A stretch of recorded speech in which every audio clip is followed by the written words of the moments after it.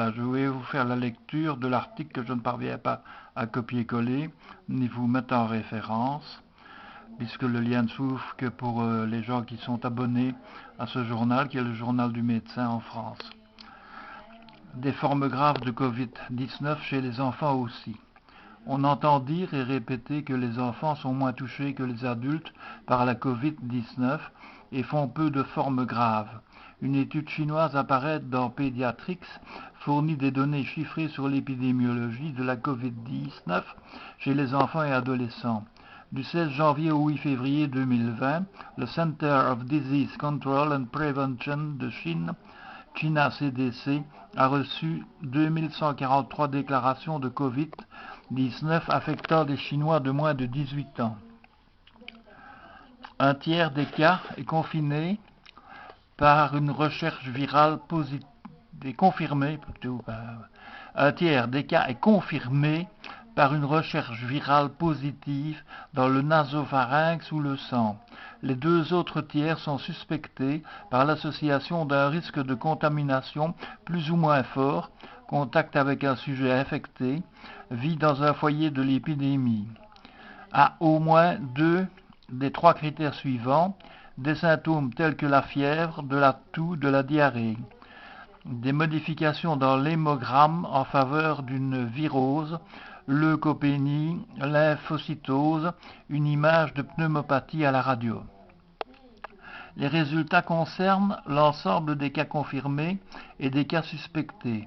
Disons tout de suite que l'absence de recherche systématique du SARS-CoV-2 et d'autres virus respiratoires, par exemple le VRS, ne permet pas d'exclure les viroses autres que la Covid-19 dans les cas suspectés et des co-infections virales dans les 2 sorties de cas.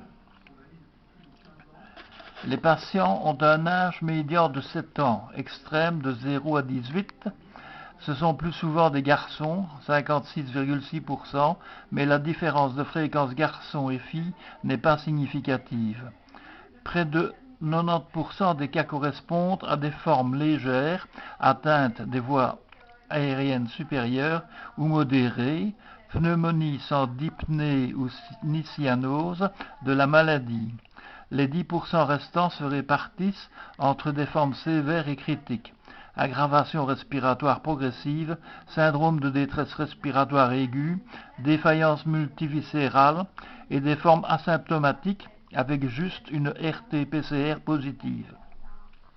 La proportion de formes sévères et critiques est nettement plus basse chez l'enfant que chez l'adulte, 5,9% versus 18,5%, et diminue avec l'âge, de 10,6% avant 1 an à 3% après 15 ans. Un seul décès a été déclaré en Chine, au China CDC.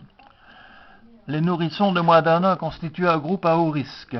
Les nourrissons de moins d'1 an constituent le groupe à plus grand risque avec 17,7% des cas rapportés, dont un dixième de forme sévère ou critique.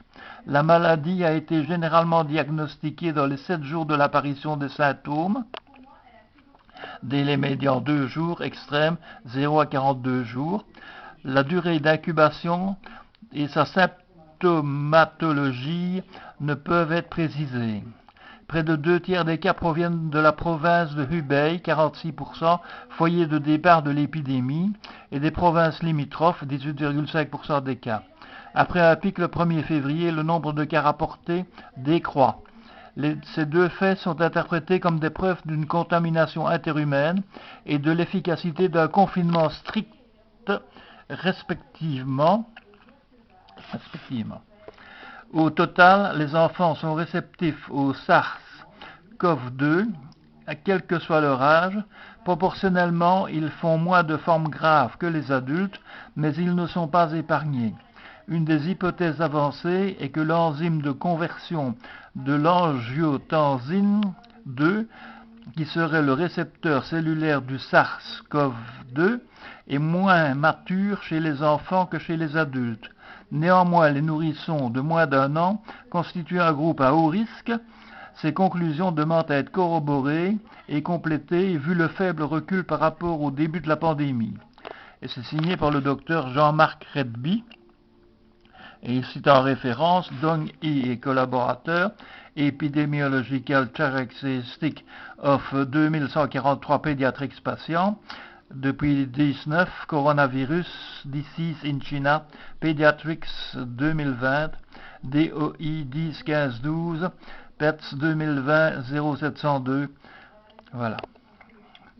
Voilà, donc c'est un article qui est toujours sujet à amélioration. C'est dans le Journal du médecin, qui est un journal qui n'est envoyé qu'en principe qu'aux médecins et dont moi j'ai eu accès puisque je m'occupe du site sur les mutilations génitales féminines.